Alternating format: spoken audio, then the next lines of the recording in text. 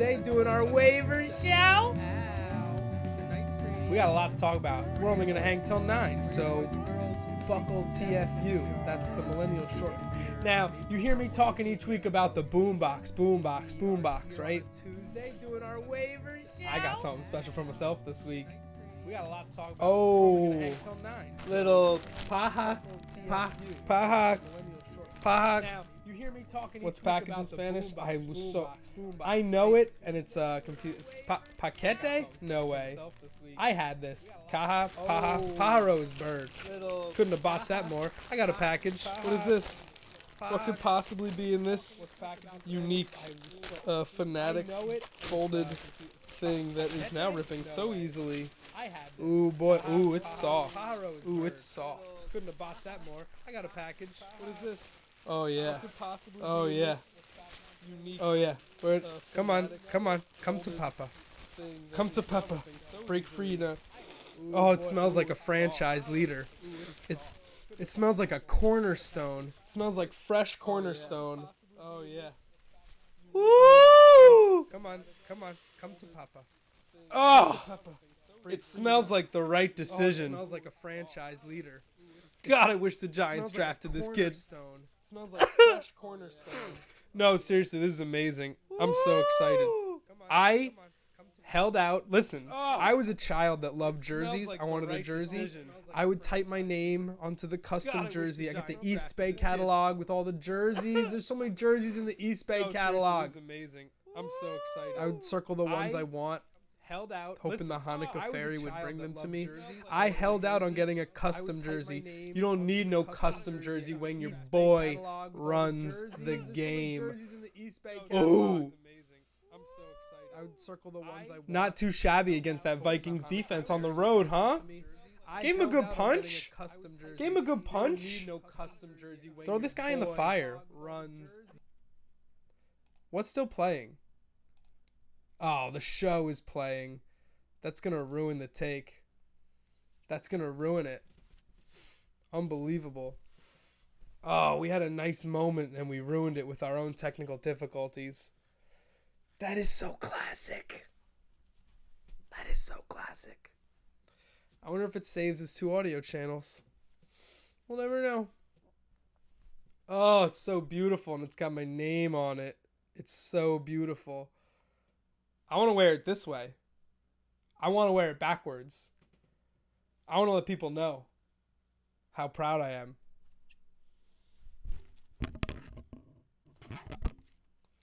Looks pretty good. Trace. Chosen. Trace chosen. Ooh-wee, baby.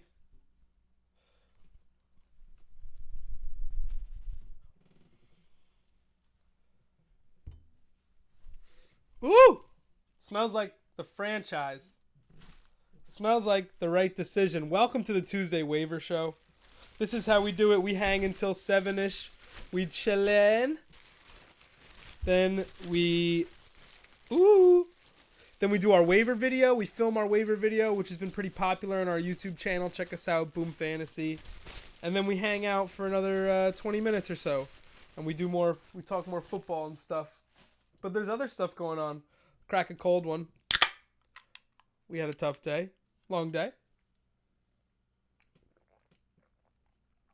But there's a lot to talk about.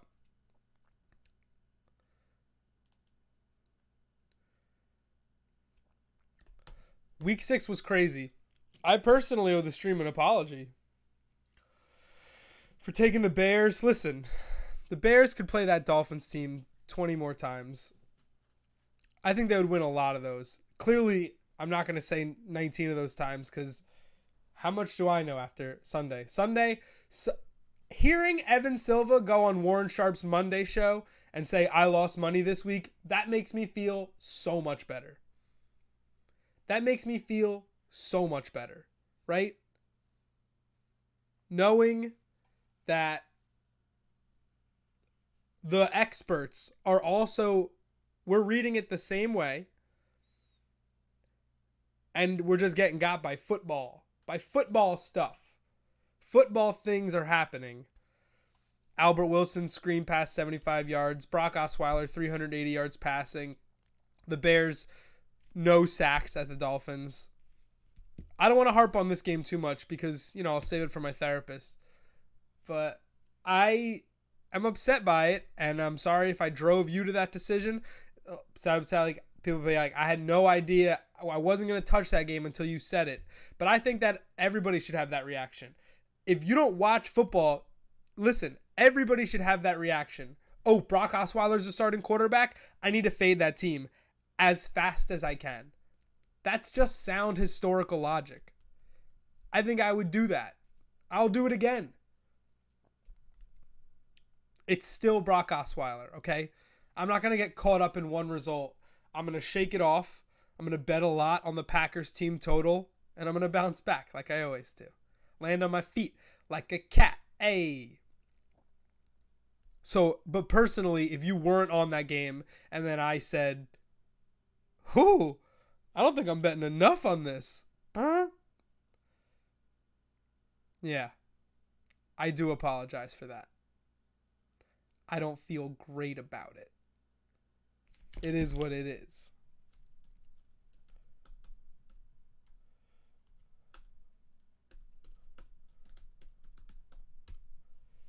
So we're going to hang for till 9 o'clock. We'll do a waiver video. We'll talk about week 7. We'll do a week 7 odds early look. I haven't checked at any odds.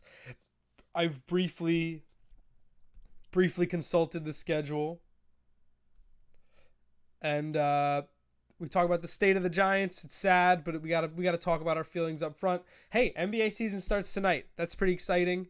It's the start of a very long charade until the Warriors win the title, but we'll have some fun along the way. We'll have some laughs. We'll have some tears. We'll see some Jimmy Butler trades, hopefully. Kevin Durant's on the way out, right? Hopefully the drama is always more fun than the action, at least in the regular season. Hey, what's going on, boss? Waivers, nice. I like that a lot. I'll use that in the tweet promoting this video tomorrow. Waivers. I like that. Mark, it was this time last week that we slammed Devils live. Remember that? That was good stuff. When's the second baseball game start? The second baseball game is at 9:09. Oh, I feel so bad for replay. Oh my gosh. No thanks. That's so brutal.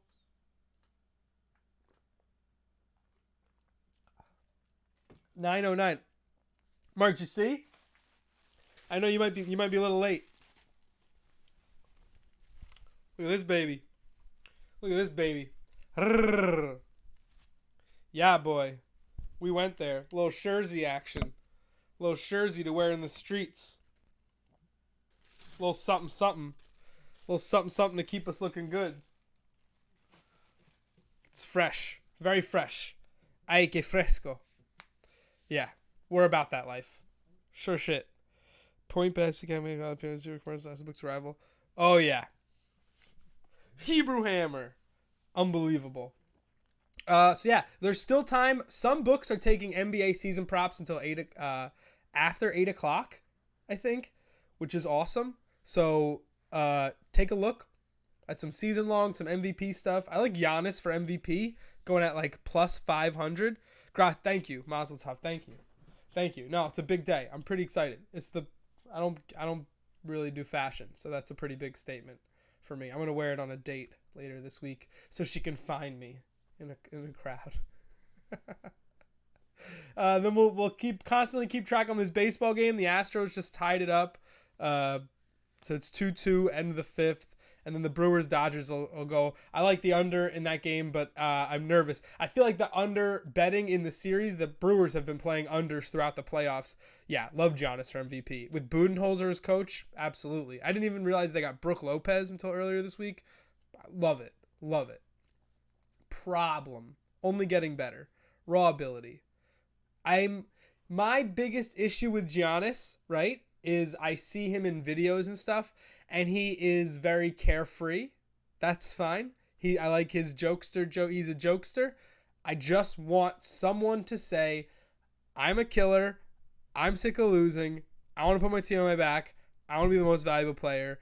Everybody go away. Like, everybody out of the gym. You know what I mean? Like, Jimmy Butler being like, you guys can't win without me. Sign me up for that. That's the stuff I like. Russ set the standard for a lower half team to win it. I don't think the Bucks are going to be a lower half team. The Bucks are going to win 55 games. Don't say the Bucks are a lower half team. Fully healthy, the Bucks are great. What are you talking about? I love the Bucks win total if you can grab it in the next 45 minutes. What is it? I probably have a janky number because I'm always getting janked by my local. Google Giannis workout with Kobe. That's the kind of stuff I'm going to see. I want to see people spending more time with Kobe. And Kobe being like, you know you got to really want it, right? No, but you got to want it. That's where I want to invest. Regular season wins. Milwaukee Bucks. 48? 48 at minus 135, but 48 seems lockish. He beat Kobe to the gym. Good.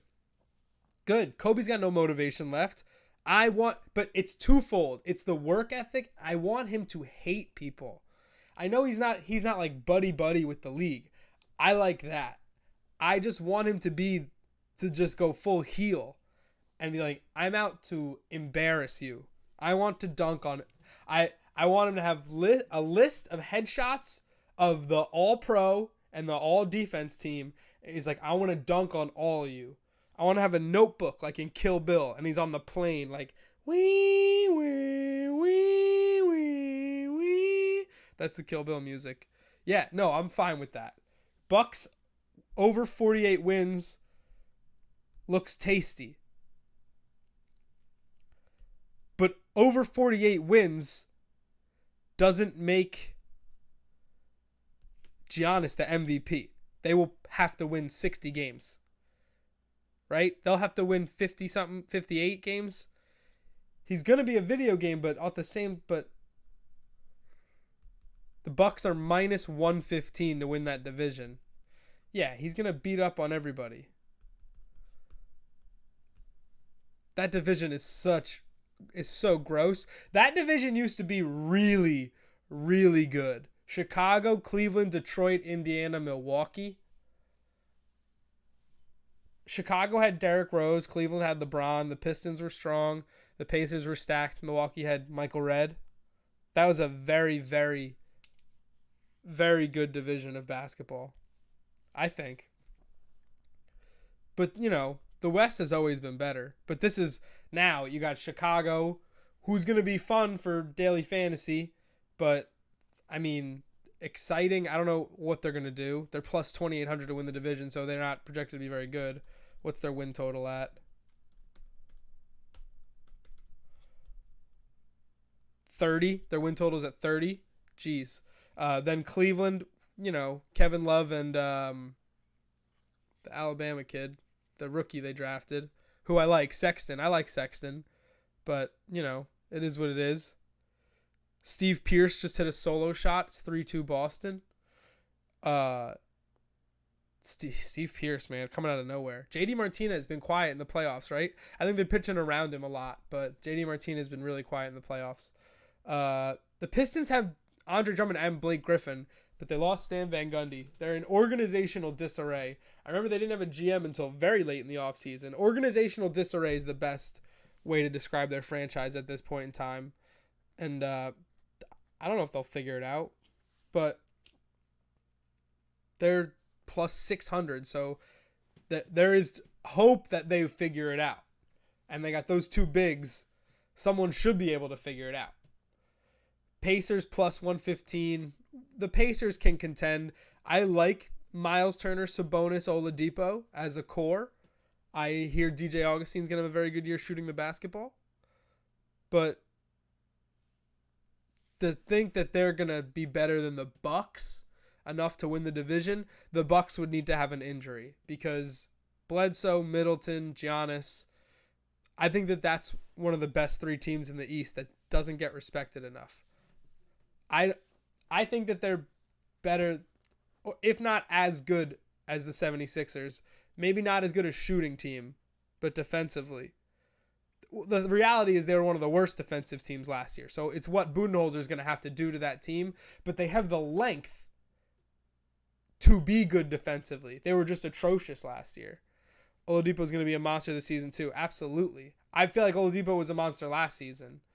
These guys just needed time. There's so many young players in the NBA, man. There's so many good young players. These guys are going to be around for so long. They just needed time. Oladipo was a college guy, was a college dominator. You know, he jumped off the screen. You knew he had it. What was I looking at? More win totals.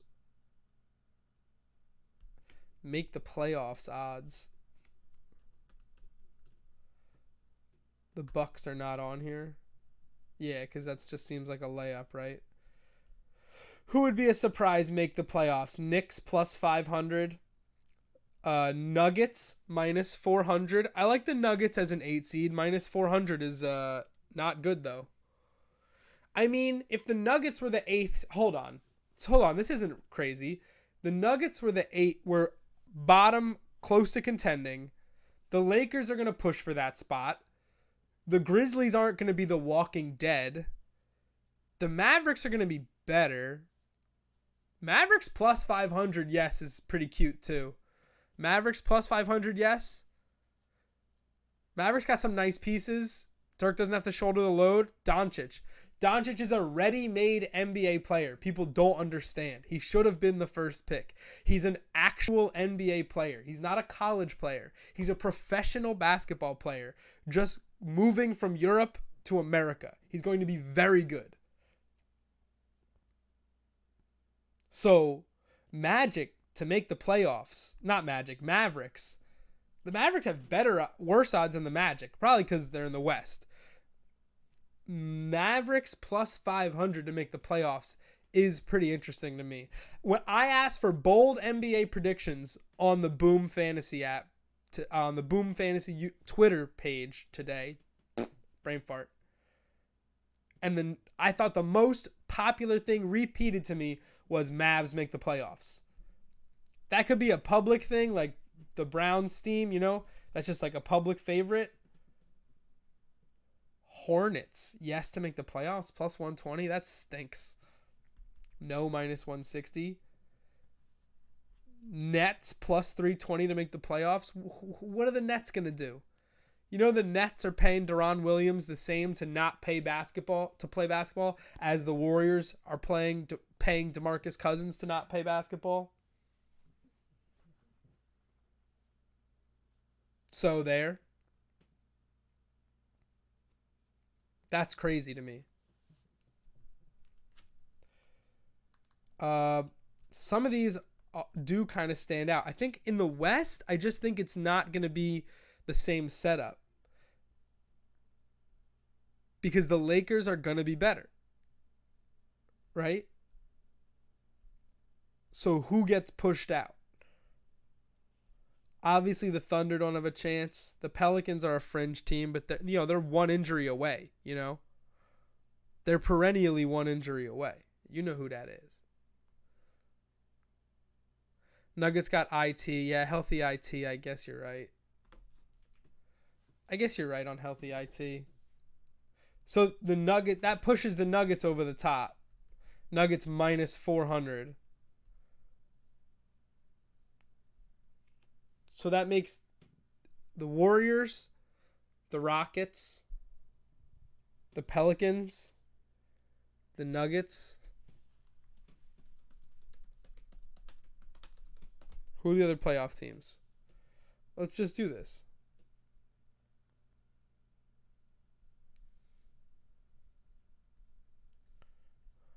The Jazz, right?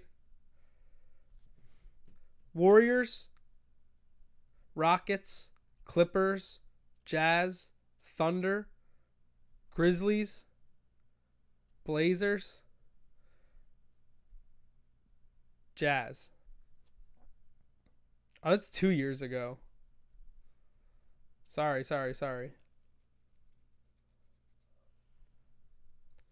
So dumb. Oh my God. The NBA website's perennially trash, by the way. It's impossible to navigate. It's the worst for like live scores. Oh, good gosh. Good gorsh. Gee golly, still can't get to a schedule here. Lord have mercy. NBA playoffs, NBA.com website. Burn it all down. Yep. This is why Adblock was invented.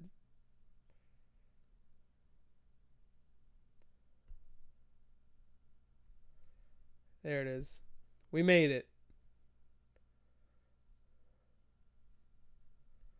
We didn't make it. We clicked the wrong link. High quality entertainment. Because I saw the Spurs with a 2 seed, and that was not correct. All right, here we go. Rockets, T-Wolves. The T-Wolves are the team on the fringe. Warriors, Spurs at the 7. Blazers, Pelicans. Does Lillard get traded? Thunder, Jazz.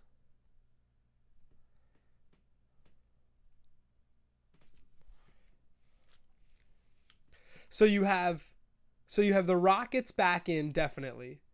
Are we pretending this Thursday night football doesn't exist? What are you talking about? Cardinals, dude. What do you think I'll be wearing? What do you think I'll be wearing on Thursday? What do you think I'll be wearing on Thursday? Are you kidding me? This is a Vance Joseph gets fired game too. If Josh Rosen pulls this off, Vance Joseph is blowing my first coach fired bet. 9 billion%. I got that all wrong. I was thinking Case Keenum was going to help them. But nothing can help them. They need Jesus. They need football Jesus.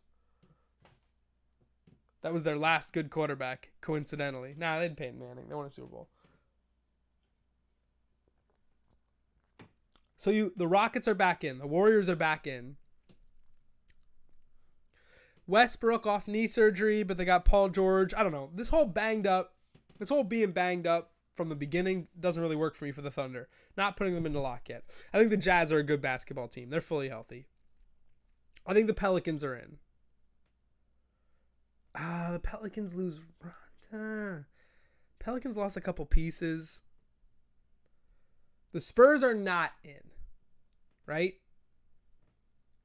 So all I have is the Rockets, the Warriors, and the Jazz. I'm putting the Lakers in there. The Blazers seem to be in a shit or get off the pot family show mode with Lillard and McCollum, right? So is this the last year or do they blow it up? Yeah, I'm not on the Pelicans. And the Spurs are out. I think the Timberwolves are going to be a playoff team regardless of Jimmy Butler or not. The Clippers weren't in this to begin with.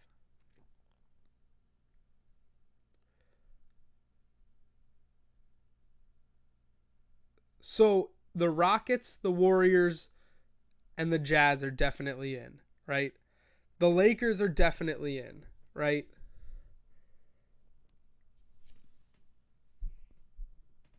For Warriors, Rockets, Jazz, Lakers, Nuggets are definitely in, I think. So why not the Mavericks? That's what we're thinking about. We're thinking about Mavericks plus 500. The Spurs are not making the playoffs, right? You have, so this is 5 of the 6 playoff, 5 of the 8. Warriors, Rockets, Jazz, Lakers, Nuggets. And then on this maybe pile hand, you have the Timberwolves, the Thunder, the Mavs. I like the Mavs I'm talking myself into the Mavericks in the playoffs, is what I'm saying. I like Dennis Smith. And Doncic is a very good player. And then you take so much pressure off Dirk, who I think he got to hang out last year. I don't know how many minutes he played last year. You like the Thunder in it? See, I think the Thunder can be in it, but it is without Westbrook, they're not a playoff team. Steven Adams has back stiffness game 1. Steven Adams and Russell Westbrook are the most important players on that team. The Thunder are minus 1,000 to make the playoffs. So we're foolish to not put the Thunder in there. we're foolish to not put the Thunder in there. So we're back to our playoff teams are the Warriors, Rockets, Nuggets, Jazz, Lakers, Thunder,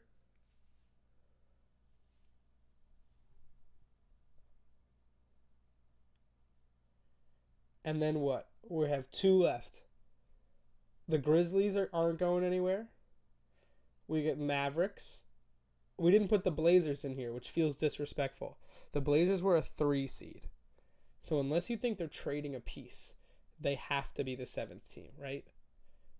Unless you think the Blazers are going to rebuild, I'm trying, Jennifer, and trade CJ McCollum.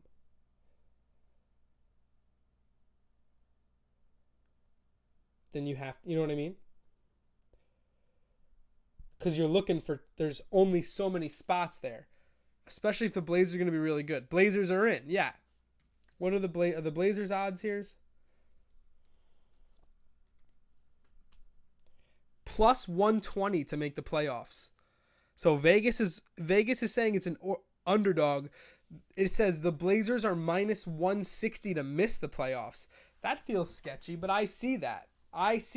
That's plausible for me. The Grizzlies at plus 500 makes more sense. The Grizzlies 500, the Clippers plus 450. I don't see what the Clippers getting in. I don't see that.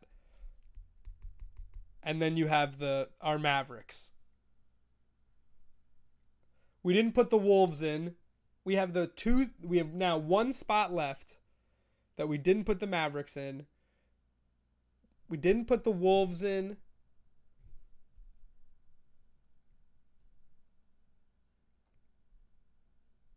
We didn't put the Spurs in. I just want to give Pop a little bit of the benefit of the doubt. Like, you know what I mean? The Spurs are real. They're still a Popovich coach team that are going to get a bunch of primetime games. I know they're down a bunch of guards, but we'll see. You know, we didn't know who Kawhi Leonard was until Popovich made him. That video, by the way, today with the Kawhi Leonard laugh, it was posted to the Boom DFS Twitter. If you haven't seen it, it was fantastic.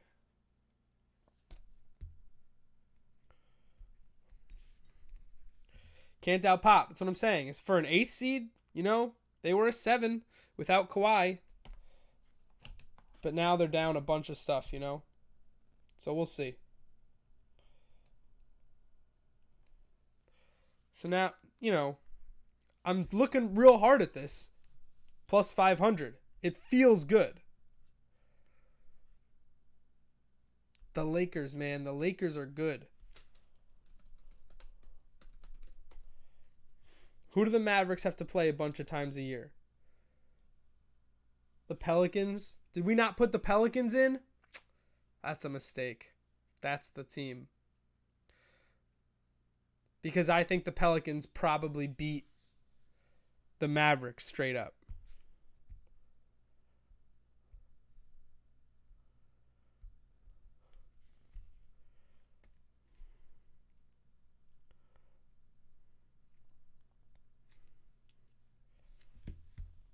Lakers are the 2 to 4 seed. Provocative. I don't know. Thanks for hanging with me. As you can tell, it's kind of quiet on Tuesdays as we just go over week 7. We get ready to do our waiver show, which does really well for YouTube. It's kind of a 2 birds, 1 stone stream. We hang out. And now I got 30 minutes to pull the trigger on this Mavericks prop. So that's confounding. Warriors are in. Rockets are in. Jazz are in. Lakers are in. Thunder are minus 1,000 in. T-Wolves are in. No. Pelicans are in. And then you have these 2 spots. 2 spots for the T-Wolves, the Mavs, the Clippers, the Blazers. I didn't put the Blazers in, so you have 1 spot. One spot. The Blazers are in. Jeez, man. That's tough. Now, once you start adding up the teams in the Western Conference, it becomes less and less feasible for the Mavericks to do it. I'm really glad I talked this out. I'm going to stay away and just root for the Mavericks from the outside. Maybe next week I'll have a Doncic jersey. A jersey. I like the jersey over the jersey. I don't feel comfortable wearing the jersey of a grown man. Basketball is a totally different game too because it's a basketball jersey. But even football, it just doesn't feel right anymore. I'm like an adult. I just don't. Feels kind of weird. Josh Rosen's like 23. I'm 28. Feels kind of weird. So I get the shirt. Feel cleaner about it.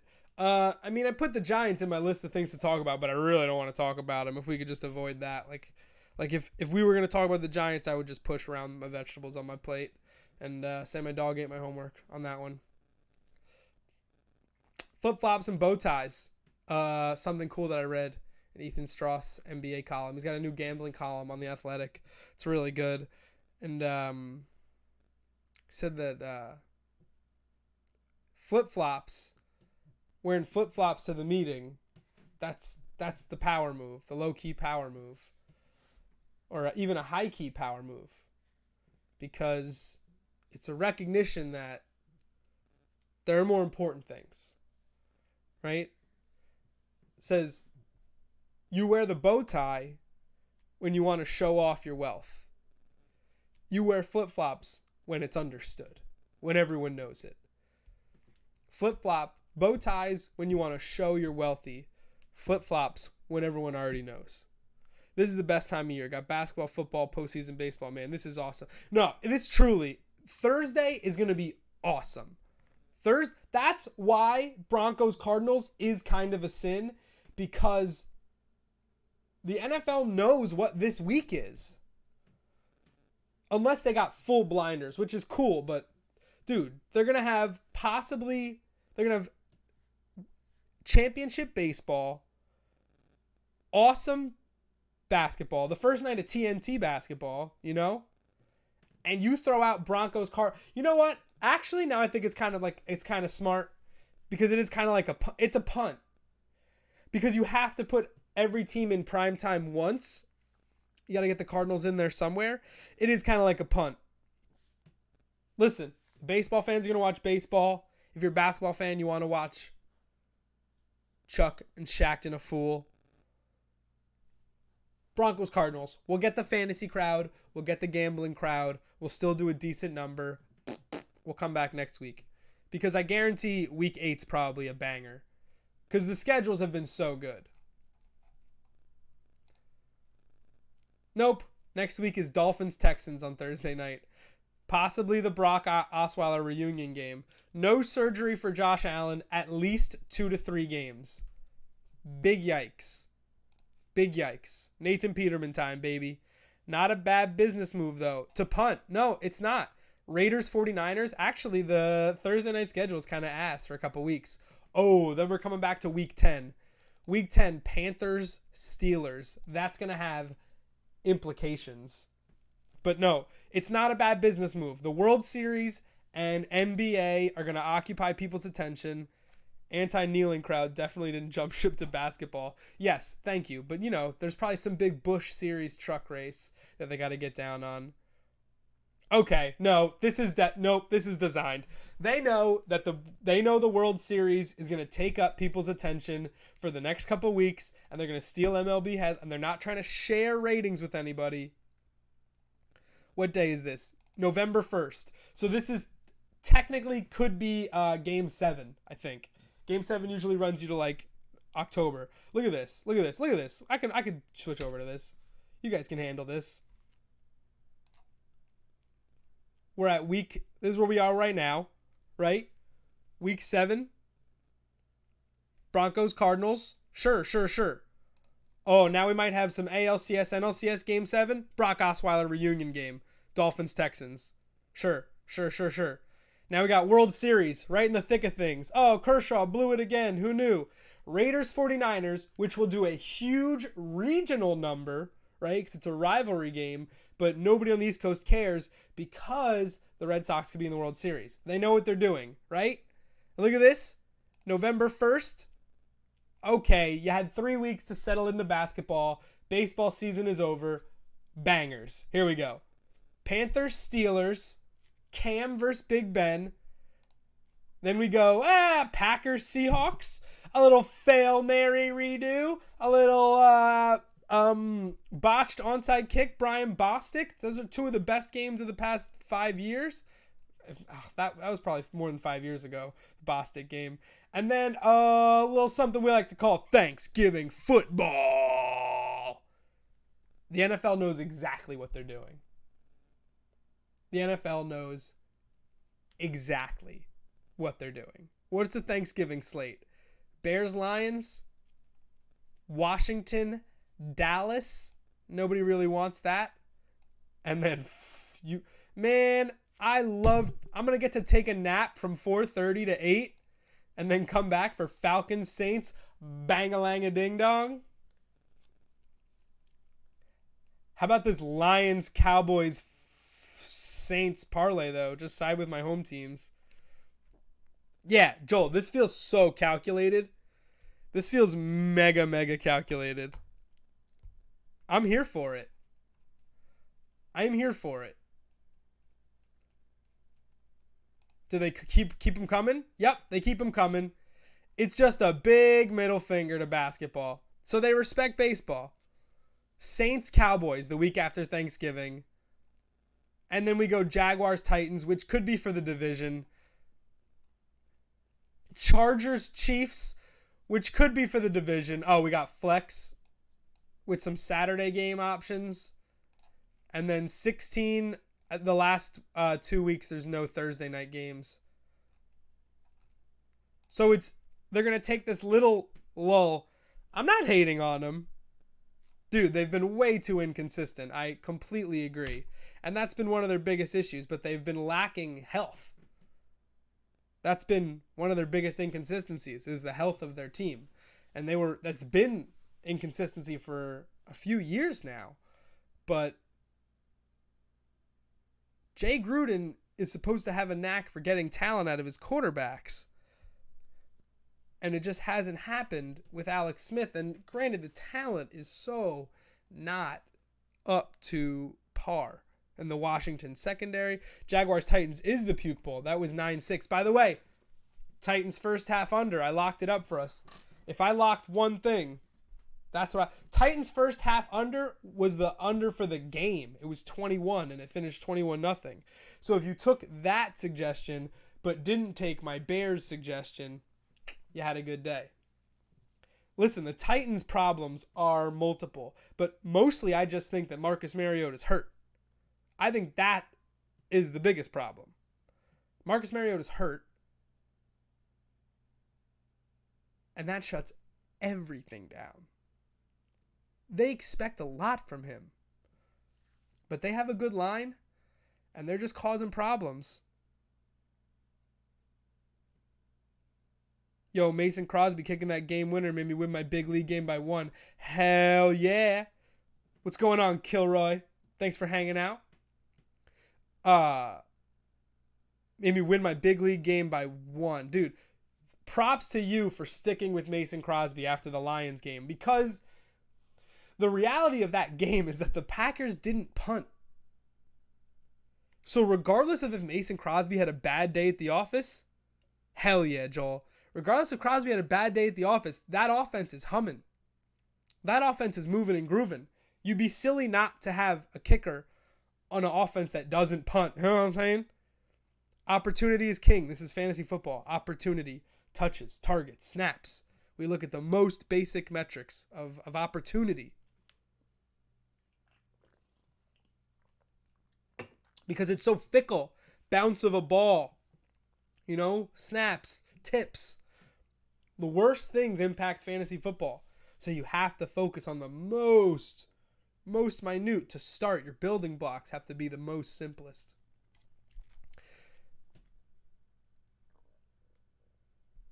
Yeah, he's been really good. And at home, it's cool they got it. Dude, I wonder if I wonder if what field goals are like in your league, because I know for me, kickers can get pretty lucrative with scoring and distance. It's just always an old school rule we've always had, and a lot of teams would have settled that ball way earlier than what the Packers did. The Packers took shots and got way closer than a lot of teams do in a tie score situation at the end of regulation. I wonder just how close he pushed it for you. It was sketchy. I mean, I was talking to a friend who had Packers like minus something in the second half. He wanted a touchdown instead of a field goal. And I was like, listen, no other football team is going to take that shot to the end zone with 6 seconds left except the Packers. Every other team is going to trot the field goal unit out. Every other team is going to kill the ball in some way, whether it's a longer field goal but a more secure situation. The Packers really, really, really push the envelope at the end there. Should be standard. My league's weird. But yeah, you get that you get those 40-yarders. Those 40-yarders, that's how kicker points add up. That's why Matt Bryant, Greg Zuerlein, I hope he's getting healthy. He did want that last toe to Adams. The announcers made it seem like he was just like burning time. I think I saw some other analysts that made it seem like he was just burning time there to make sure that there was no kick return, that the Crosby kick would be the last play. And I could see that, but I could also see how a faster receiver gets under that and catches that. I definitely think he wanted one more toe, put it away. He's such a legend. Oh, the bet my friend had was like Rodgers 3 TD passes and the Packers win. And he got burned on the first touchdown, which ESPN called a pass but was later ruled a run. It was like a backwards pass. I didn't see him ask McCarthy for one more play. That's amazing. Did you see Terry Bradshaw say he'd take Mike McCarthy over Aaron Rodgers right now? Jason Myers, 24 points in a day. Hey, that's not even fantasy. Hey, climbing up the scoring charts. Terry Bradshaw put his CTE on full display this week by saying that he would keep Mike McCarthy over Aaron Rodgers right now. That team is the worst, man. Yeah, exactly. That is a hard 3-win team without Aaron Rodgers. There is a very small chance that team wins more than 4 games without Aaron Rodgers. CTE, man, losing it. He would keep Mike McCarthy over Aaron Rodgers. It's almost like whose sole value in the NFL is that he played quarterback, because he wasn't a good NFL player. He was the quarterback of a team with an historic defense. And he's in elite company for no reason as a player. And he has the audacity to defend the coach over the quarterback.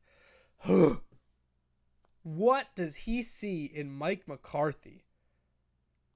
To me, it feels like the Packers have 12 plays. When I watch the Packers, I feel like there are times when they don't have a play. Do you know what I'm saying? I feel like the Eagles and the Chiefs always have a new play for the situation if they have to pull something out. So if Thompson doesn't play, do I play Collins or Eckler? I mean, Collins has been hot. Collins had a really nice game. Eckler is morphing into like an every week flex play. So if this is flex, I would say flex. But I still think Alex Collins is a lead back in the NFL. They're playing the Saints, but they're at home. They're going to want to keep that offense off the field. I mean, I'm going to ride out with Collins. I think that he had a really rough start to the season, but I'm not ready to jump ship. I might actually go try to trade for Collins in some leagues. Not mad at it. Not mad at that. Yeah. Their schedule's reasonably soft against the run. over the next, not next week, but then they're playing Steelers. They get the Raiders. They get the Falcons on the schedule over the next 4 weeks. I'm pretty cool. I'm pretty cool with Alex Collins. I'm riding out. I think he's got, I mean, fumbles early in the season obviously affect your stock in the short term, but it's kind of like grounding your teenager. Like, I think Collins had a really good game against the Titans. He was physical, hit the hole, scored, showed acceleration.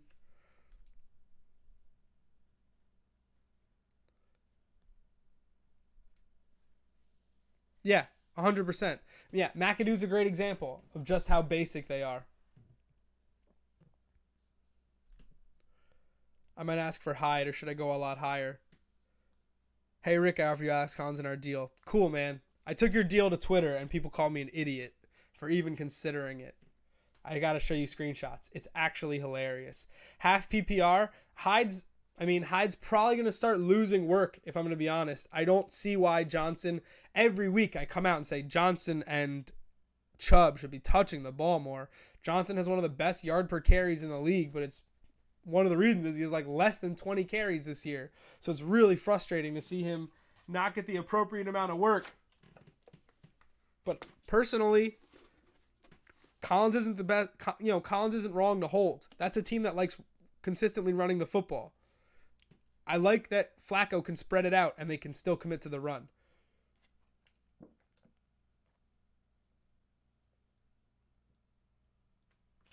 I tell you what, you don't just go into another man's house and win 21-0. What the Ravens did on Sunday should not go unnoticed. The Ravens are a complete football team. Offense, defense, special teams. They have the best kicker in football at this current moment. Legatron's hurt. Matt Bryant's hurt. Justin Tucker's the best kicker in football. Long shall he reign. Don't sleep on the Ravens. Respect. When Flacco heats up,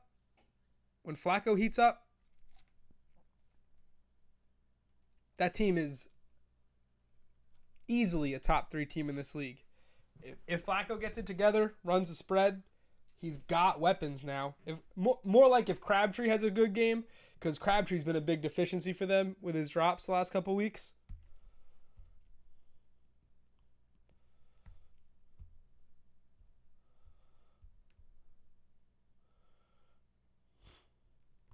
Nah. I can't. I'm getting a lot of trade offers from Melvin Gordon. I don't think I could do it. I don't want to trade him, especially with Thompson being hurt. No, yeah, exactly. I mean, Thompson being hurt is water being wet. We knew where that was going. But having an asset like Collins, you know he's a buy low when people think they can buy him off you, right? People think that you're down on Collins because your boss thinks you're a sheep. You're not a sheep, you're a wolf. You're a wizard, Harry. Right? If people are giving you offers for that player, that means that they want you to think that they're asleep at the wheel. Flash some shiny stats in your face. Matchups. Game plan. Right? The fumbles hurt his value. But he's not going anywhere. Okay? They're not so flush with running back talent that they can just sit him. He's going to keep playing. I played Crabtree this week. Told you he's going to have a game. He was number 1 in Josh Hermsmeyer's buy low air yards model. I love it. I believe you. Hell yeah on that great decision. I mean, he would have had a great game the week before if he didn't drop the winning touchdown in the end zone with less than 20 seconds left. You're a wizard. You know, so I believe that you went Crabtree, and I respect that. I liked John Brown in some DFS stuff, but they just didn't look as explosive. They were just marching. Prop for the Titans were trying to keep everything in front of them, but they couldn't get a pass rush, and when it was time to get stops, they couldn't get stops. I mean, for their offense doing as little as they did to hold them to 21 points, not too bad, right? They had the Ravens had 11 QB hurries and 11 sacks, right? Usually when a team gets pressures, they'll get hits. You know what I mean? They got home every time. Every time they pressured Mariota, he took a sack. Every time the pressure got there, they didn't get just a hit. He didn't get rid of the ball, force an incompletion. They got home every time. I don't know if that's vision. I don't know if that's mobility. I don't know if it feels better for Mariota to go down than it does for him to throw an errant pass. He's hurt. His elbow's hurt. And he's the key to everything. Mariota's a guy the Titans might bail on, and he could have a really nice second chapter somewhere else. Not all these guys are going to hit, you know? Mariota played a revolutionary style of football in college. You know? He had an offense catered to both his skill set and the scheme. A dream alignment. Chip Kelly got to ground up mold the Oregon offense.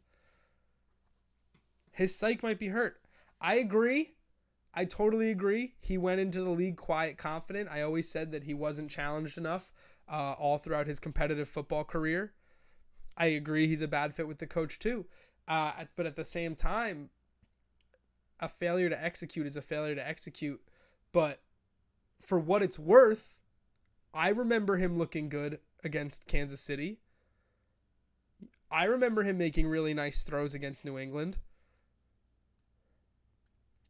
Great players can't get ruined by situation, but I also believe that he has nerve damage and couldn't throw a spiral 3 weeks ago. Didn't have enough feeling in his arm to go out there. So I agree, but I also agree that he is hurt. So I'm not going to put it on scheme right now because I don't necessarily understand what the Titans are trying to do besides suck and punt. But Marcus Mariota has the potential to be a good quarterback in this league. I've seen it. I've seen it 3 quarters at a time at least. Hell, even in the Eagles game, he looked fine. He looked completely fine. Overtime, he battled. Great balls to Corey Davis. His receivers were letting him down. Yeah, he caught his own pass. That's right. He had both a passing and a receiving touchdown in that game on the same play. That was the DFS dream, my guy. I was playing some DFS then. That was the DFS dream, my guy. That was a big score for the boy. Line up tilt. Throw it to Corey Davis. He threw it to himself. I'll take this Mariota over a fully healthy Nate Peterman. What do the Bills coaches see in Nate Peterman?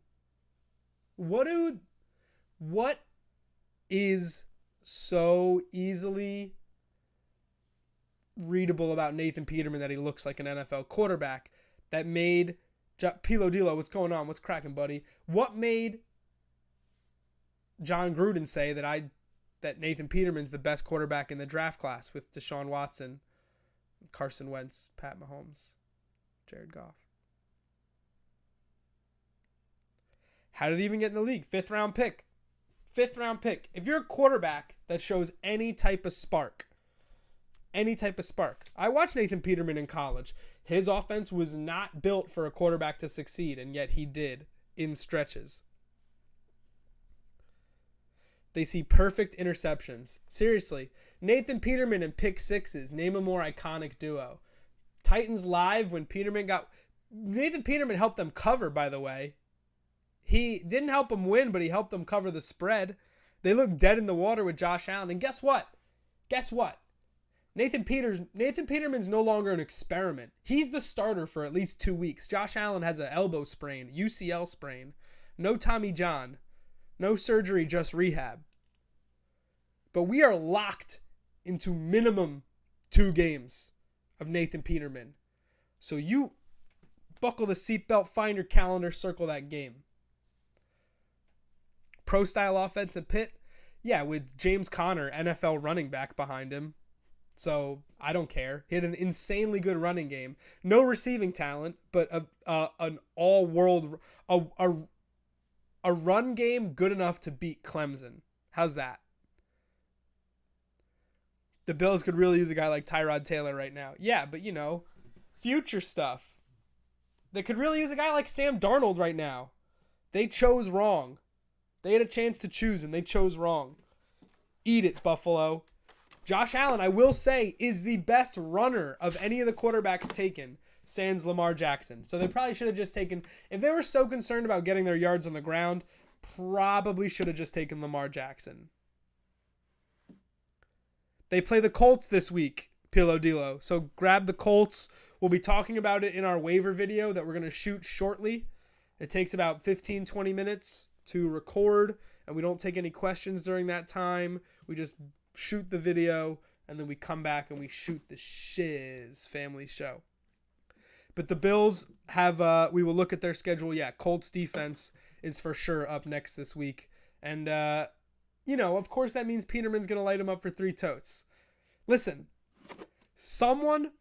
this is why Boom Fantasy is the best and DraftKings blows.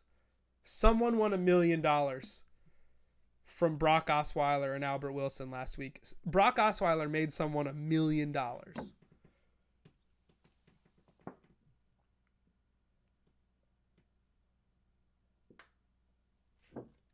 You can't make that up. Hey, Shawnee Mac. Shawnee Mac, you know what happened on Sunday? Shawnee Mac, you know what happened on Sunday? Kirk Cousins rushing tote.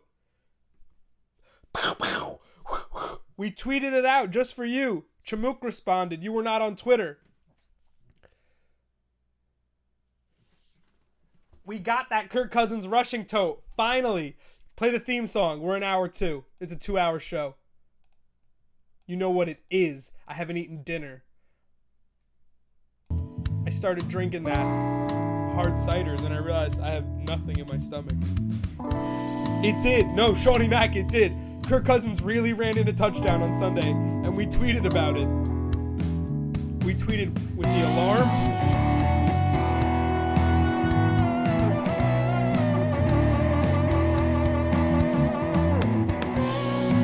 I can't believe it happened. We celebrated. Chamook was there.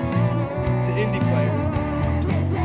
Oh, yeah, dude. You did bet on it. Unbelievable. I can't believe that was for you, man. The funny thing is, if you had just bet on it $100 every week of the season, it's probably always like plus 700. You would have cashed week 6. Bang. You'd be done. You wouldn't have to bet on it again. He really did. He really ran one in. He ran one in. Brady ran one in. Josh Allen ran one in. I think. Is that how he got hurt? He's an idiot.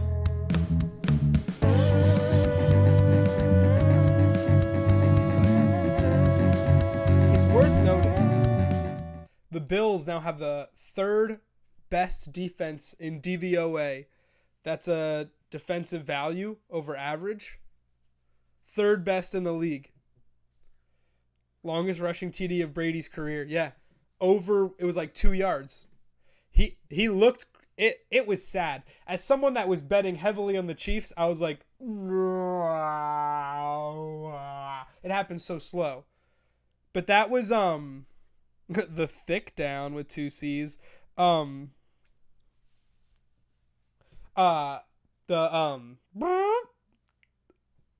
was I doing? I was talking about Chiefs Patriots. Oh, that was the play where the Chiefs lineman let go of Brady because he didn't want to get roughing the passer, which is a perfect excuse for not making the play. Just like, yeah, I didn't tackle Tom Brady because I was afraid of getting a penalty. Like, he scored a touchdown. Like, what are you doing? That was my biggest issue with the Bears-Dolphins game. The Bears were committing these horrendous holding and pass interference penalties on the faster Dolphins receivers, because that's what happened. The Dolphins receivers were faster than the Bears, and it made them so hard to tackle. And the Bears were getting called for holds and interference penalties, but they weren't stopping the plays. So they'd be like these 25-yard chunk plays. It'd be like the 5-yard penalties declined. Like, my guy, if you're going to hold, just go full Seahawks and hold. Like, just say, yeah, not today. Try again. 1st and 10 turns into 1st and 10.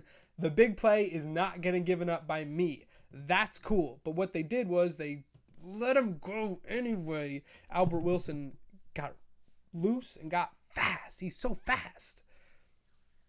I still think if you're a team off the bye and you go to Miami, there's a little bit of strip club stuff going on. There has to be some party stuff going on if you're going to Miami. I think that that's fair. Chris Jones eloquent enough to come up with that excuse, so I believe it. Yeah. How are these QBs so damn slow? I mean, Josh Allen's strides are tremendous. He looks fast. I will do a full quarterback speed power ranking on Sunday. Now that we're talking about it, I like that. I like that idea because I think that it's a little bit deceptive. Maybe I'll do it on Thursday and publish it on Friday on our various social channels. Who's the fastest quarterback in the league? My brain says Lamar Jackson, but I want to pick a legitimate starter because legitimate who takes the first snap of the game. I would say at this point in time, the fastest quarterback, if he was healthy, might have been Josh Allen, just because his strides are so big. He eats up yardage for sure. Mahomes is really fast. Tannehill's really fast, but Tannehill's had knee problems. Trubisky's a really good athlete, really fast. Who's Russell Wilson probably is the fastest quarterback in the league right now. Yeah, Shawnee Mack. That's a really good point. Caught me at the same time. Cam Newton. Russell Wilson or Cam, who's faster? That's an interesting question. I mean, if you go backups, you got to throw Lamar Jackson and Taysom Hill in there, and I think they immediately go to the top 10, if not top 5. Well, Lamar Jackson would be number 1. Right? Is Lamar Jackson faster than Cam and Wilson? Bortles. Yep. Nope. Bortles was another one I was getting to. Bortles is sneaky fast. We haven't really seen Mahomes run yet, but I do think he has some wheels. And Andrew Luck is sneaky fast. I like the way Andrew Luck runs. He runs for desperation, but Bortles is sneaky fast. So this is starting to take shape. Cam and Russell 1-2. I have to look up their biggest runs and watch them game speed run fast. Bortles is up there. Luck is up there. Josh Allen, Tannehill are up there. Trubisky's the guy that I want to see. Alex Smith is a guy that I usually put up here. He has looked dog shit slow. Family show. Ooh, that rhymes. Maybe I can get that put on a shirt.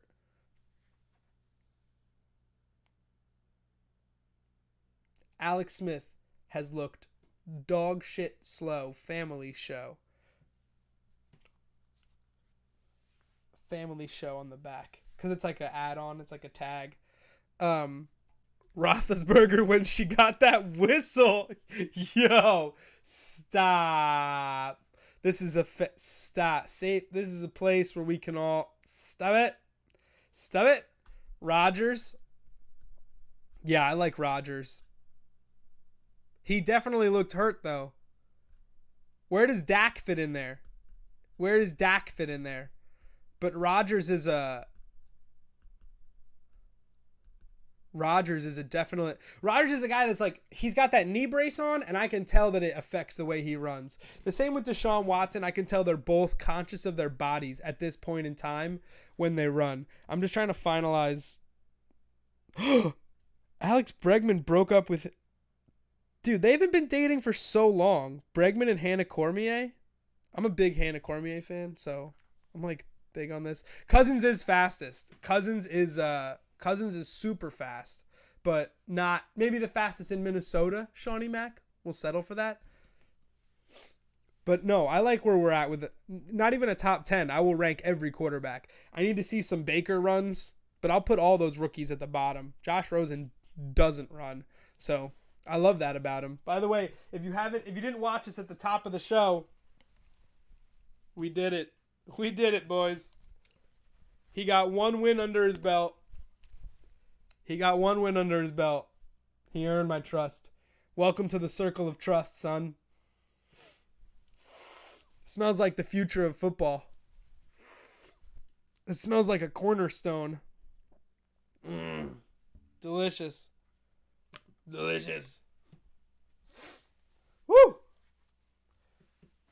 I might not even wear it. I might put it on a body pillow and put it behind me when I sleep. The thread, it was an old Reddit post that was like, what's the loneliest thing you've ever done? And it's like, I put a full body pillow in the dryer and put it behind me because I miss my boyfriend snuggling me when I sleep. It's like, oh my god.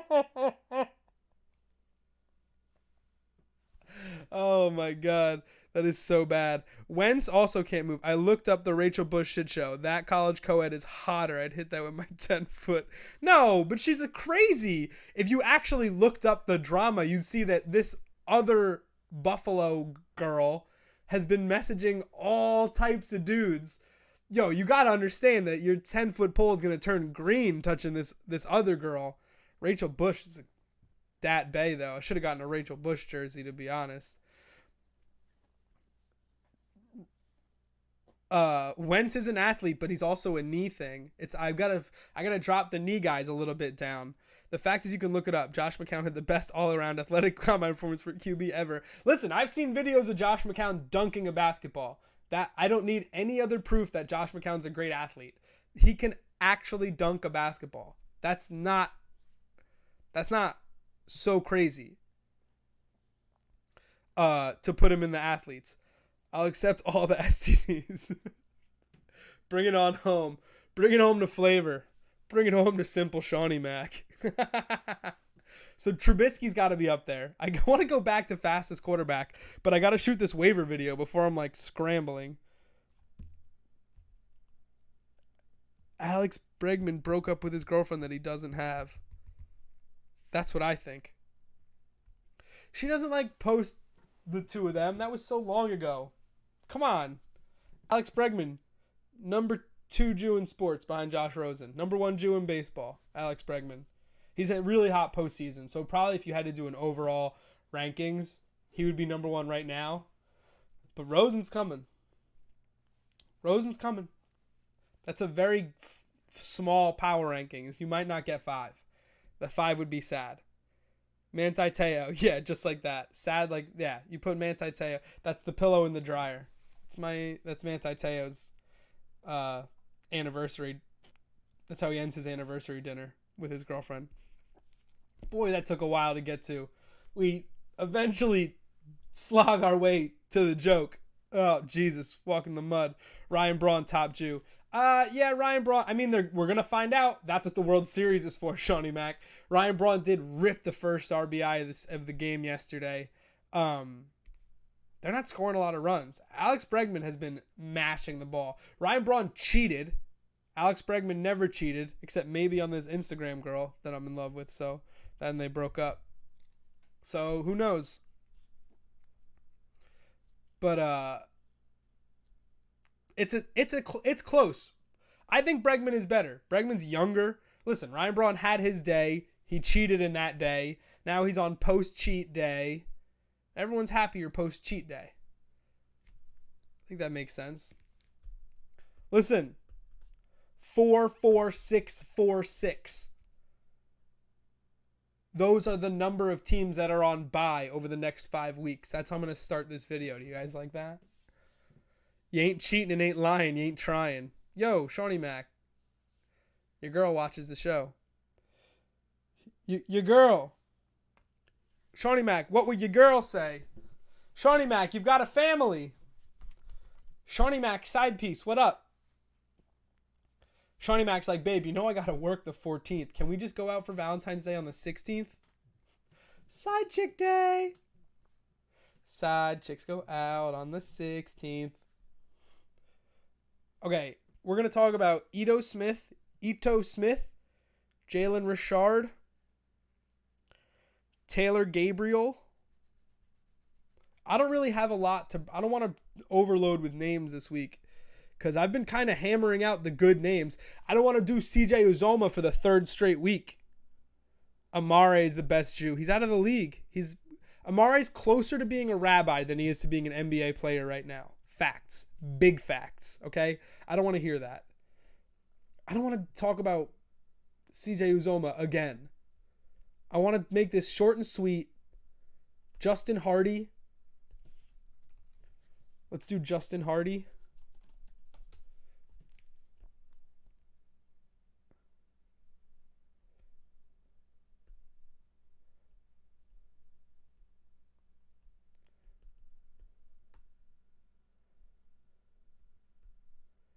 Chester Rogers.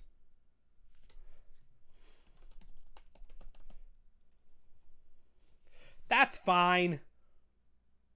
Crabtree's on 90% of teams. Shawnee Mack. I got high off Jarvis Landry, but he didn't bring the THC. Yeah, he got 12 targets, though. Listen, if the process is right, I'm not going to get mad at the results. If the process is right, think of what I'm saying. I'm not going to get mad at the result.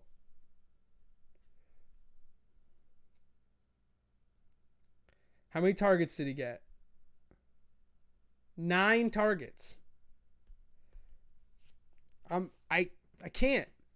Derek Anderson? Why? Why would I recommend Derek Anderson as a pickup? No. It's a waivers and streaming quarterbacks. The streaming quarterback is Beathard. The defense is the Colts. This is the way of the world. This is the rule I have made. Red Sox up 3-2, top 8.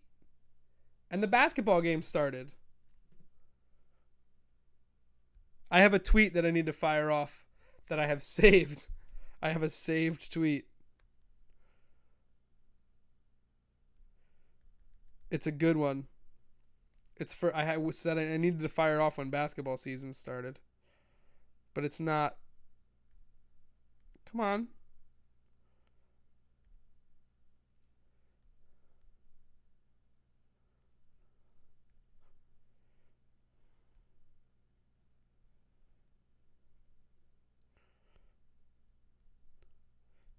Thank you to the new followers, DFS Guru and Adam Golden.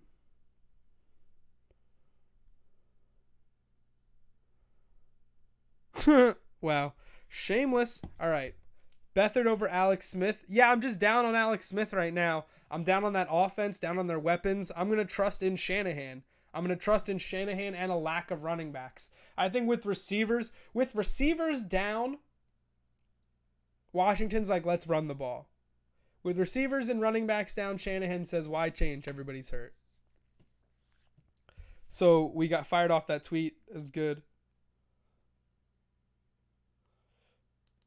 You know what?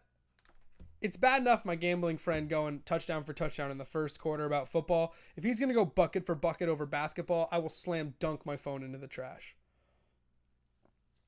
Can't have it, won't have it, refuse to have it.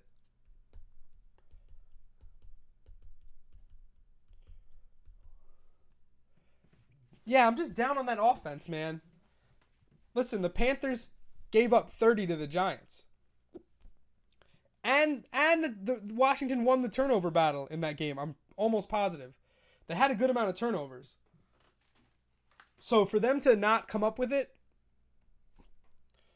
that game, I mean, they won the game, but they should have scored way more. They let Carolina back into that game by not being able to move the ball late. There are just things that losing teams do and things that winning teams do, you know? That's the issue there. Smith safe but not sexy. Yeah, but Beathard. Look at Beathard's numbers, my guy. Pilodilo. Shanahan semi-matchup proof. Semi-matchup proof. Beathard game log, just for the haters. I need a QB that's Rachel Bush sexy. Well, that's not how you stream quarterbacks. That's not how the streaming quarterback game works. You want replacement level every week. And CJ Beathard has just thrown 2 touchdowns every week he's been a quarterback. 298 and 2, 349 and 2, 249 and 2.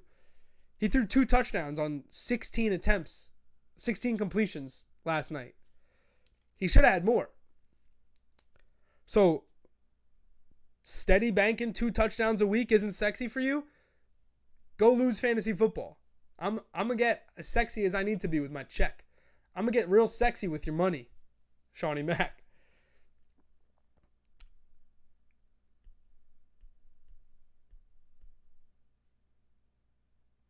Read his ints? No, I don't want to do that. 298, 2 touchdowns, 2 picks. 349, 2 touchdowns, 2 picks. 249, 2 touchdowns, 1 pick. Listen. We take the good, we take the bad. We score the points. In 6-point passing touchdown leagues, that's irrelevant. We're talking about consistency on offense.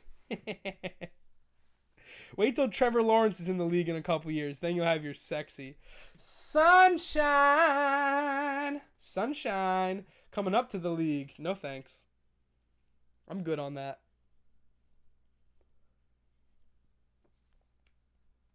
Week 7 waivers. That's the video we're doing now. 44646. My league is 4 points touchdown and 2-point picks, right? So you're still getting 8 minus 4. So that's just as good as throwing 1 touchdown.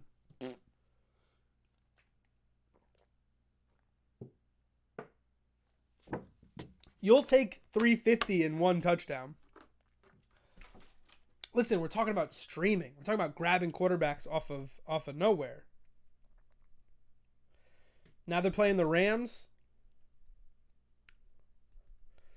Rams defense is not all that is not all that it's cracked up to be, my guys.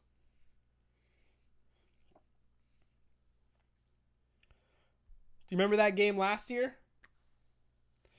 Remember that San Francisco game last year? When Brian Hoyer went banana sandwich on the Rams defense? 41-39 game. And then they dropped 34 on them in garbage time when the Rams had their starters bench last year. 73 points in 2 games against the Rams last year. That's not sexy enough for you? If that's not sexy enough for you, you need to lower your goddamn standards, family show. Seems we're going to start having to choose one or the other when it comes to what?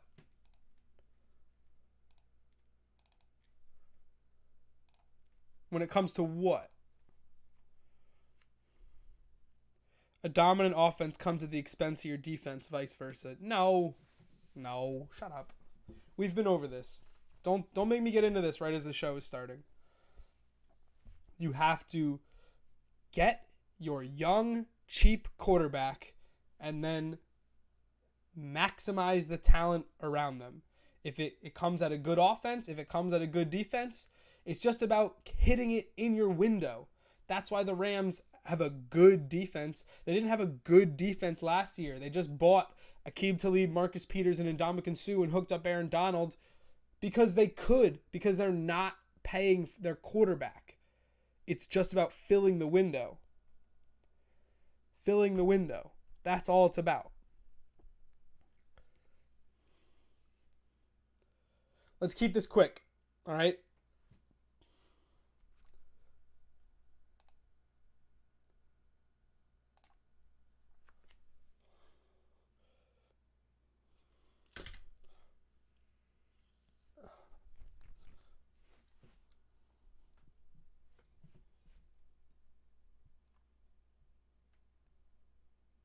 Week 7 is upon us, and I want you to think about these numbers. 4, 4, 6, 4, 6. Those are the number of teams that are going to be on bye in the coming 5 weeks. The bye-pocalypse is upon us, but fear not, because fortune favors those who are prepared. And with our waiver picks and our streaming advice, you'll be in great shape through October and November. But the focus here is to temper your expectations. We need to fill our needs. We don't always need to look for the sexy waiver ad. We don't need to get too crazy looking for big numbers, right? We need to fill our positional gaps, pick the right players in great opportunities, and hope for the best. Because listen, you're missing players, but your opponent is missing players too. So if you're smart on the waiver wire, you have the edge going into each and every matchup. We've got a couple of running backs on our list this week, and the first is Ito Smith. First, he was just the guy vulturing touchdowns when Tevin Coleman was supposed to be the workhorse. But now, he's the Tevin Coleman. Devontae Freeman is on IR, and there's been a gradual bump up in the pecking order of Falcons running backs. Ito Smith actually out-touched Coleman last week, all right? He's great in the red zone. He's got great burst. He breaks tackles, and he is a solid add, not just for this week, but going forwards in that Falcons offense. The next running back I'm going to talk about is Jalen Richard. Marshawn Lynch has a groin injury that is concerning Jon Gruden. Jon Gruden doesn't know what he's doing right now, but neither does Derek Carr. He's not passing more than 5 yards beyond the line of scrimmage, and if you're an Amari Cooper fan, that's not good. But if you have Jalen Richard, that could be beneficial. While the Raiders were getting blown out in London last week, Richard quietly piled up 7 catches. And if Carr is going to be checked down Charlie for the foreseeable future, Jalen Richard could be a must-add in PPR formats. The cat is out of the bag on Taylor Gabriel. After back-to-back 100-yard games, it's pretty clear he's the number one deep target in this Bears offense that is slowly beginning to gain traction in the first year under new coach Matt Nagy, right? First it was Allen Robinson, but now Gabriel is the leader in air yards on the team. He's had back-to-back big games, sort of a boom or bust option, but if you're looking for receiver help, he's a good choice. I gotta look into my camera. I look at the screen too much. Ugh. The next two guys, much like Josh Reynolds last week, we're looking at because of injury. Reynolds is still in play, by the way, but this week we want to talk about Justin Hardy because Calvin Ridley is out and Mohamed Sanu could be out for the Falcons Monday night matchup against the Giants. Hardy's been nothing but a big play threat in the Falcons offense in the past, but he could have a much bigger role heading into this matchup in one of the best offenses in football. So if Sanu and Ridley are out, Hardy becomes a guy that you should really want on your roster. I don't have glasses. If you're in the chat, I can't read the chat right now. I don't have glasses. The other guy is Chester Rogers, not a guy I'm personally high on as a fantasy player, but he is an asset because the receivers on the Colts are dropping. T.Y. Hilton is out, Ryan Grant's banged up, Eric Ebron's banged up. They have their stable of running backs, but this is a team on pace to make more passing attempts than any season in France. Let's fucking do that over. Family show. That was horrible. The other receiver here is Chester Rogers. I'm not particularly high on Rogers as a player, but I am high on Andrew Luck, who is on pace to set the single season. 3. The next guy up is Chester Rogers, and I'm not particularly high on Rogers as a player, but I am high on Andrew Luck, who is on pace to set the single season record for passing attempts. And that is in a high volume offense. T.Y. Hilton banged up, Ryan Grant banged up, Eric Ebron banged up. Next man up's Chester Rogers, a high volume PPR play for the bye week Blues.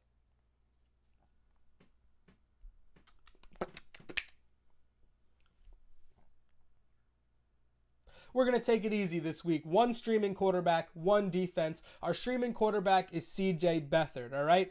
2 touchdowns in all of his starts this year. I'm going to say, hey, Rick, he's thrown at least 1 interception in all those starts. And I say, hold on there. They're playing the Rams this week, my guy. And last year, in 2 games, the 49ers dropped a combined 73 points on the Rams. Now, in one of the games, the Rams benched their starters, but I don't want to hear that because 73 is a big number and it makes my argument sound better. CJ Beathard is an efficient quarterback running the Kyle Shanahan offense to a T, and that is good enough for me as a streaming option in a good spot.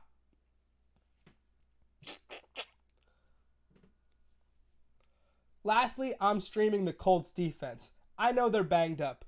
I know they're missing players, but they're playing against Nathan Peterman, and I'll just take my shot in that situation.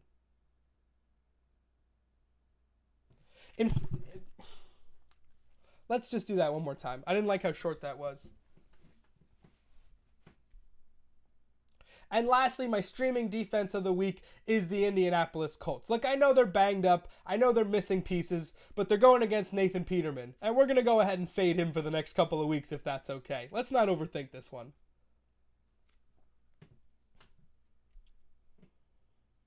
That's it for week 7 waivers and streams. Check me out streaming only in the Boom Fantasy app Tuesday night, Thursday night, Saturday. Oh, Saturday night?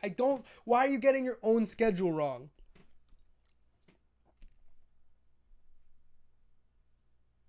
Hey, did you like this video? Well, I'm actually streaming right now in the Boom Fantasy app. Yeah, I'm here in the app Tuesday night, Thursday night, and Sunday, 3 hours before kickoff, talking BS, answering your fantasy football questions, and just genuinely giving good life advice. So you want to be here for Boom DFS at the Rick Rosen. I'll see you on Thursday. Nothing but bangers. Nothing but bangers. There it is. Slam it out. Mark, how could you be so silly and try to tell me that you have to have a dominant offense or a dominant defense? Like, you know this is the era of don't pay for a quarterback and build around it. Indy over Vikes D over Jags D. My guy, have you been watching the Jags D?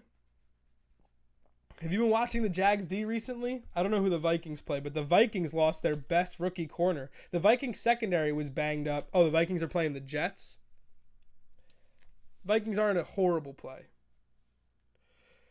Listen, this isn't about the best defense. Streaming isn't about the best defense. Streaming is about finding the matchup on free agency so you didn't have to waste high draft equity in the Vikings or Jaguars. Like, the whole point of streaming defenses is that you took Sony Michel instead of the Vikings or Jaguars defense. Like, that's the whole point of streaming defenses. So when it comes to weekly matchups, yeah, I probably think the Vikings D is a better play than the Colts, but streaming is an entirely different art when it comes to fantasy roster creation. Jackie Bradley Jr. hit a grand slam. Unbelievable. What? Jackie Bradley Jr. hit a grand slam. Why is JBJ doing things in the playoffs? I don't understand that. It's 8-2 Boston. This is my nightmare. I was thinking about taking Red Sox live when Houston tied it. I don't know. Houston never played super well at home this year. Does that make sense to you? They were one of the best first 5 inning teams on the road. They were so average at home. I don't understand it. And they just got Grandonged on. Yasmani Grandong. Wrong game. But that, to me, Jackie Bradley Jr.,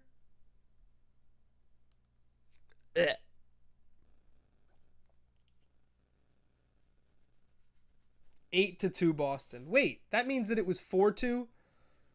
So I was missing a run. They scored a run and then donged off. Whatever. Last 30 minutes here, hanging out with you guys on Tuesday.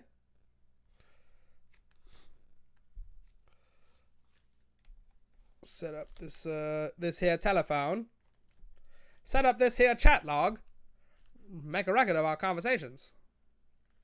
Yeah, streaming is a different beast. But for you to come on the show, Mark, and say that you have to have a dominant offense or a dominant defense. First of all, defenses don't matter, right? Because when a dominant offense out-schemes, there's nothing the defense can do. The offense can create problems for the defense. The defense can really only create problems with pressure. Can you get front 4 pressure? Because every time you bring more than 4, you are risking losing to a spread offense, right? And if you can get pressure with 4, why do you need to be a good defensive coordinator? You're just scheming up runs, gap stunts, but mostly it's putting the other team in 3rd and long and then going to get it.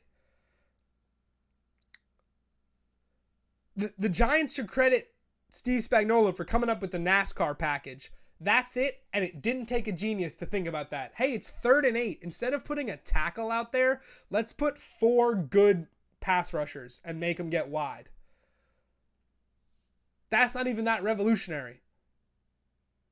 Kind of sounds like what they should have been doing the whole time. Oh, it was a hit by pitch, controversial hit by pitch. They went to replay. Bow, bow, bow.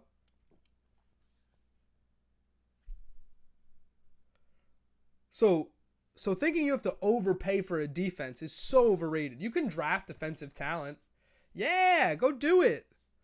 But the whole thing is about building up, installing a young, cheap quarterback, and then using that leverage to go win you a championship. Because they're just so expensive. They're so expensive. You don't have to pay anybody else $25 million a year. You're going to tie up 25% of your salary cap. So you get Goff cheap. You get Wentz cheap. The Rams and the Eagles are in an arms race. Right? That's why they can trade picks. That's why they can pay and pay and pay, because everyone else is being dumb, paying their high-priced quarterback so he can be in commercials, he can be on the ticket, he can be on the billboard, and you can go 9-7. The Vikings cashed out, right? The Vikings are all in. This is it, because they can't get better.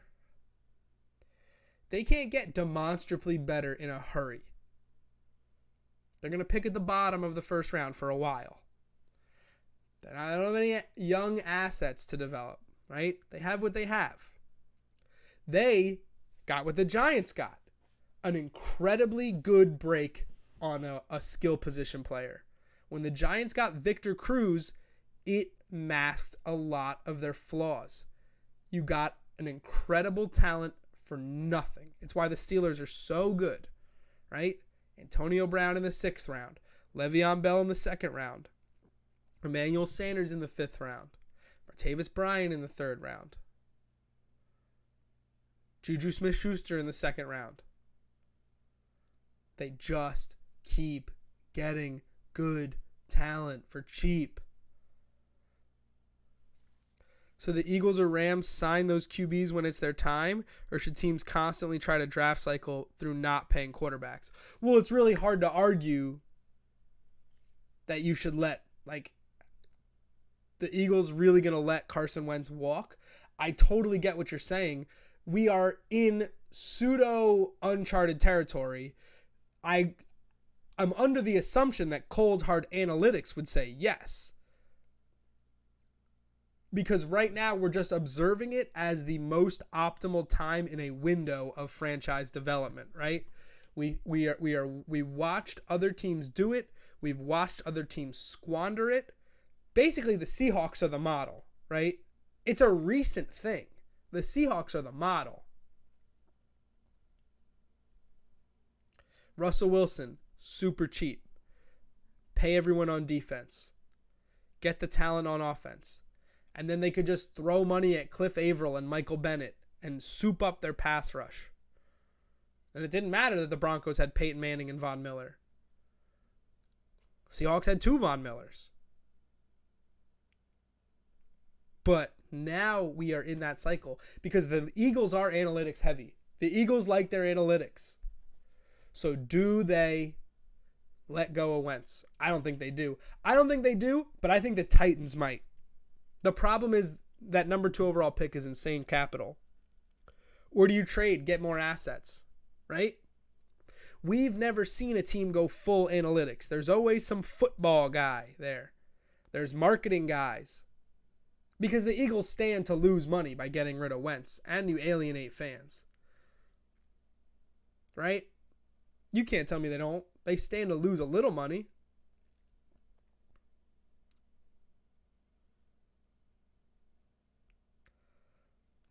I'm looking at this and I'm thinking about my studio. At Boom, I'm getting ready to assemble a mini studio in the Boom office. I'm trying to think. I'm like looking at my webcam and my monitor shake when I slam my table. I'm looking at that wobble, thinking about what I need to do. I need to get those elbow things, the things that come out of the wall and have a pivot point on them.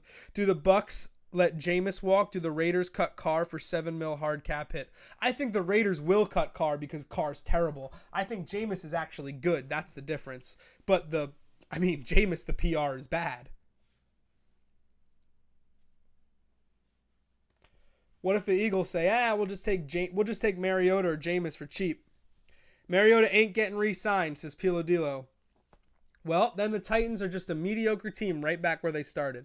I do think they're developing a really nice pass rush on defense. They got players, but ultimately they paid money in the offseason to get a second running back, and they have no running game. They invested in their offensive line and a new running back, and they are awful on the ground. Awful and situationally awful. They've run more on 1st and 20 than anybody. Let me ask you, just what do you hope to gain from running on 1st and 20 and 2nd and 20? And 2nd and 10. 2nd and 10 is the worst running down. The Browns are the rush more on 2nd and 10 than any other team. 2nd and 10 rushes just prove that you have no idea what you're doing. The idea of getting on schedule in NFL, like, 4 yards of play, we need to get into a 3rd and 4. These things are so old hat. These things don't matter anymore. Patrick Mahomes is throwing for 9 yards per attempt, right?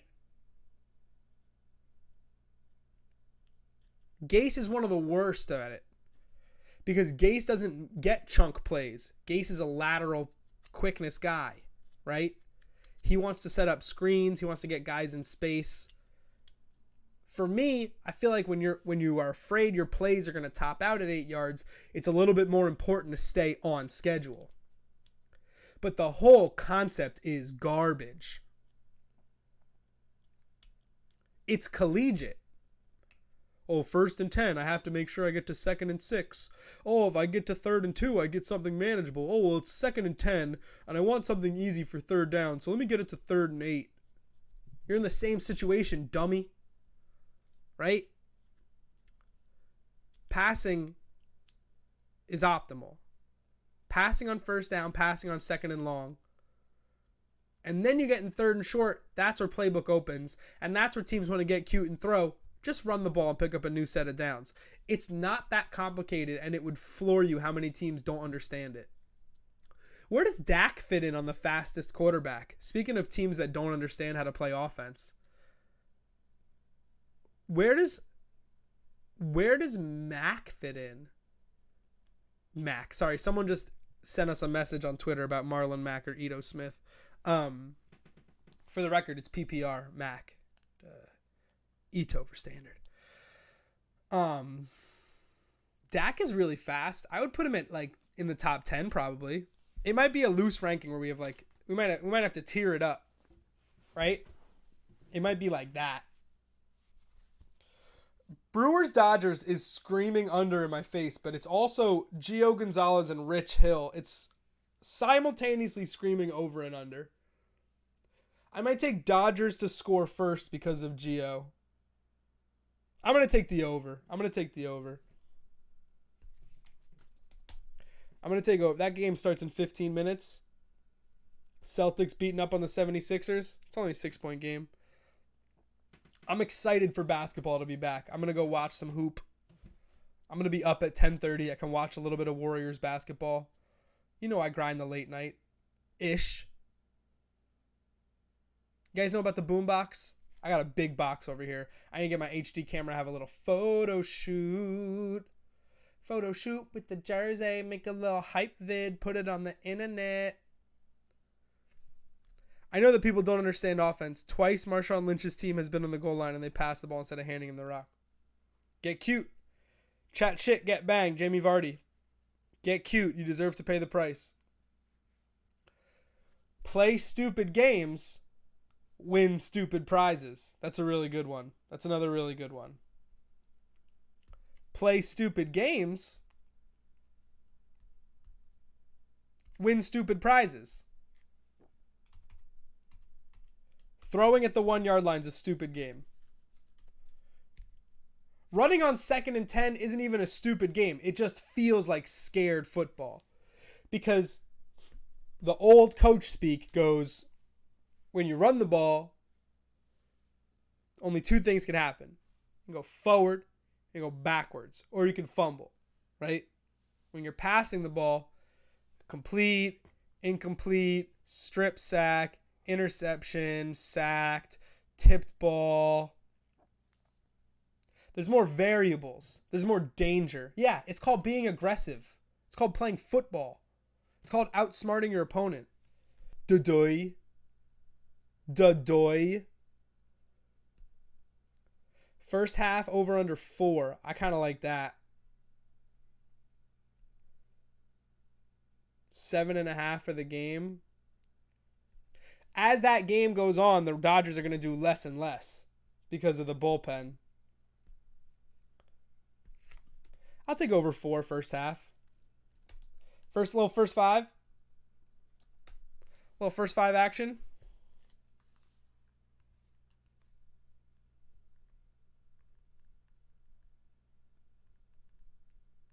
Let the squad know so they can root along with me, because you know you're nothing without the support from your squad.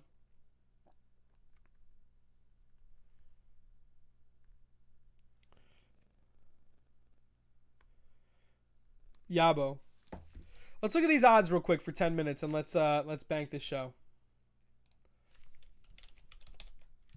I like the Tuesday show. I like talking about game theory. I like breaking down offenses. Does this work? Is this beautiful? Visible? We got a 9:30 game. We have a game in direct conflict with the check down next week. Ooh, baby, I'm not even ready. I might have a English breakfast. Whoa! A fancy English breakfast to honor the 9:30 a.m. game. Titans-Chargers. I don't see the Titans putting up much of a resistance, but the Chargers don't really rush the... I don't know about that game. 6.5 feels like a lot, but that's also a team that didn't score any points last week. The Chargers have a really good offense. They completely pushed around the Browns, who have a similarly structured defense to the Titans in terms of talent, like a good corner, a good pass rusher, a good interior lineman. Bills, Colts, Nathan Peterman. That line's going to be 9 by Sunday for sure. Tell you what, over 43 is a little cheeky, though. They can put that thing as low as they want. Panthers, Eagles, kind of a stay away for me. Tough game to match. Gordon's going to start my Sunday off good. Oh, hell yeah. Melvin Gordon in every league. For sure. Absolute flex. Absolute flex. Against the Titans, should have a very... Dude, involved in the passing game, his workload has been tremendous, and I'm so here for it. I'm worried about the travel. It's such a stupid thing to worry about, but I'm worried about the travel. Browns, Bucks. Very interesting to see if Tampa can keep that explosive offense going against a Browns defense that got gashed horribly by big plays last week. So you'd think that it would set up nice for a Tampa win. Baker a little banged up. We'll see how it could be a get-right game for the Browns offense too. TBH. Texans, Jags. The way the Jags offense is playing, I'm having a hard time seeing how they're a minus 230 favorite. It's got to just be a pass rush on Houston's O-line thing. Vikings, Jets. I'm thinking about laying heavy on the Vikings here at minus 130. Feels kind of trappy going at the Jets. I don't see how the Jets... I think the Jets are overvalued. They've played some truly awful football teams. And they did score a lot of points on the Colts defense. Colts defense is banged up. The Colts turned it over a lot. The Jets committed their own share of turnovers. So I do feel like, a part of me feels like if the Colts took better care of the ball, the Jets may not win that game. So Maybe pile. Maybe pile. Maybe, baby. Pats Bears, get right game for the Bears, but no, I like the Pats here. The Pats just saw this offense, right? Because they just played the Chiefs. So it's the same offense back-to-back weeks. The Bears, a lot of plays in the heat.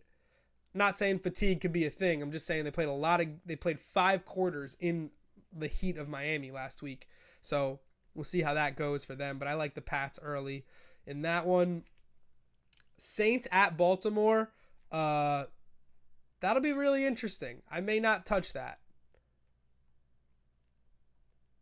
Well, the Titans, that threatens my Titans first half under. Chargers Titans. But it feels like another game that will hit. I feel like I'll get a bigger number for the Titans, and I'll be able to exploit it. What's that number?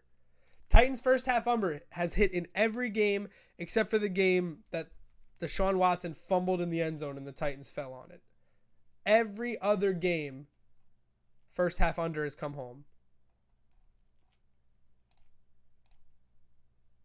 Winning margin? Like, go away. Stop. Where's the first half? You don't post this yet? You think this is a game? It is a game. I'm gonna be more disciplined in college this week. Taking too much stuff. Dallas, Washington. I mean, Dallas had their best game of the year by far, but they said it was matchups they thought they could exploit. Washington did a pretty good job of containing Christian McCaffrey. I was surprised. Now they got Zeke, different beast, but at home, they're going to be amped up because this division is up for grabs AF. It's a pretty big game. Rams, Niners, give me this over. Might as well lock it in for a hundo right now. Feels really good. We got a Rams, Niners over under 60 because they're playing CJ Beathard. Ha! Like, that feels so low. It feels so low. It feels like injuries low. Bengals, Chiefs. The Bengals are a pretty good team, but I don't think it's even remotely competitive with the Chiefs. Giants. Oh, that's the night game? Yo, they cannot get enough of Mahomes in prime time. I love it. Mahomes in prime time every week. Yeah, I'm obviously going to take the Chiefs there. That's the chase. We're going to have to chase at the end of the day with fucking Chiefs Moneyline family show. Either way, that's a pretty good schedule. Like I said, 4-4-6-4-6. The buys, they are a-coming. And that is going to really mess up fantasy rosters. It's going to make for some really tough roster decisions. And it's going to make for some slower Sundays. But focusing on what the good games are and finding advantages, we just can't be betting for the sake of betting. We got to find our angles.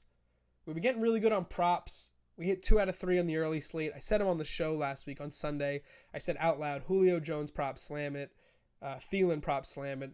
But I also took Marshawn Lynch yards because I'm an idiot and greedy. I should have gone 2 for 2.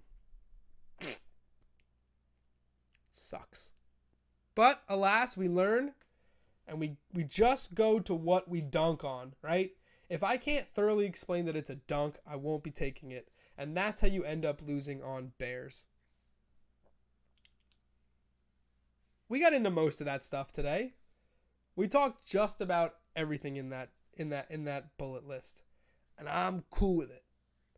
I really have to eat something after I get off the bus. It's tight. Sitting in rush hour. Shout outs to the dude next to me in rush hour traffic today. So the bus is a brutal experience. But I sit down next to this bro in khakis and he's chilling. And we're getting like through like traffic and I'm looking over.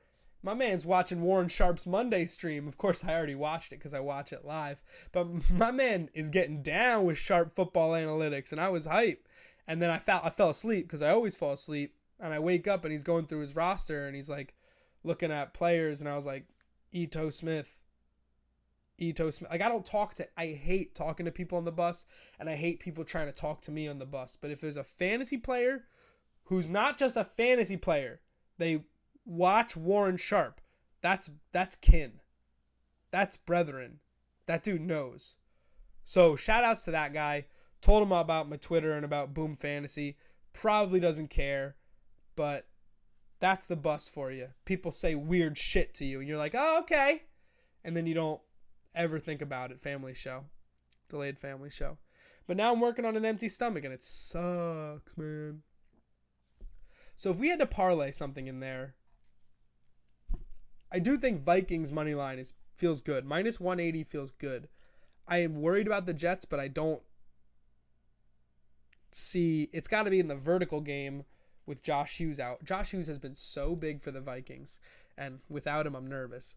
So let's go Vikings, Bears, Colts, Nathan Peterman. Minus 320, but Nathan Peterman. That Rams over and Chiefs money line. That's a 5-team parlay at plus 180, 786. You guys see that? That's actually pretty good. 5-team parlay. 100 to win 786. Feels good, man. Rams over, Vikings money line, Pats money line at Chicago, Colts money line. Colts money line is going to cost someone like $9,000. And Chiefs money line. What's just Colts Chiefs? That feels locky. I do think this Niners Rams over is quite locky indeed. Chargers, right? Because the Titans are toast. Chargers, Colts, Chiefs. Three of the biggest money lines of the day that aren't the Rams. I'm not going to take the Rams. The Rams have been trappy trap long stocking the whole season. Plus 160 odds. Some interesting, I love riding the bus with my headphones on my ears, but nothing playing and ear hustling conversations. So I am not big on that on the bus because it's like a commuter bus and like everybody's sleeping. But I love doing that on the subway. I'm a big subway headphones, no music. I respect that. And I love the words, love ear hustling as a phrase. Ear Hustle is a really good podcast. If you guys like podcasts, Ear Hustle is a podcast made by the inmates at San Quentin prison. That's cool. It's about being in prison. Two black girls were talking about killing some cheating skank. Basically had a Rachel Bush situation. Yep, exactly like Rachel Bush. Just a spot-on Rachel Bush situation. I've had a friend who we were riding into like Midtown, and he was like, put his headphones on, and he was like, pushed me away, and he was like, yeah, those two dudes were talking about like jumping people, and I wanted to make sure it wasn't us. So shout outs to Shaquan for keeping me safe that one time. I look like an easy mark sometimes. With this face, slightly inebriated, my name might as well be Mark. Shout outs to Mark. Sorry, Mark. But if you're a Mark, your name's Mark. Thursday stream, calling it! The no headphones life is clutch. Or no headphones in, no music. You know, 2 ears. You gotta listen twice as much as you talk. That's how you learn about the world. Unless you're hosting a live stream.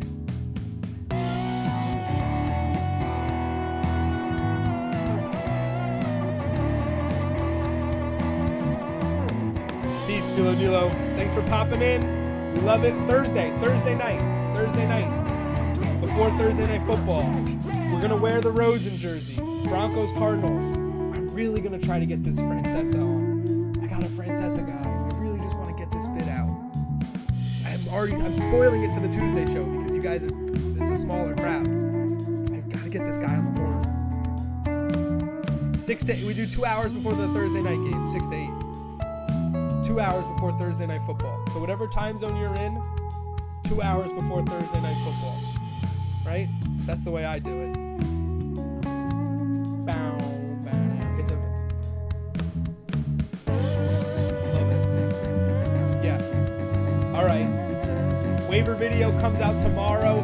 There's a post on fantasy basketball on our Six Bang.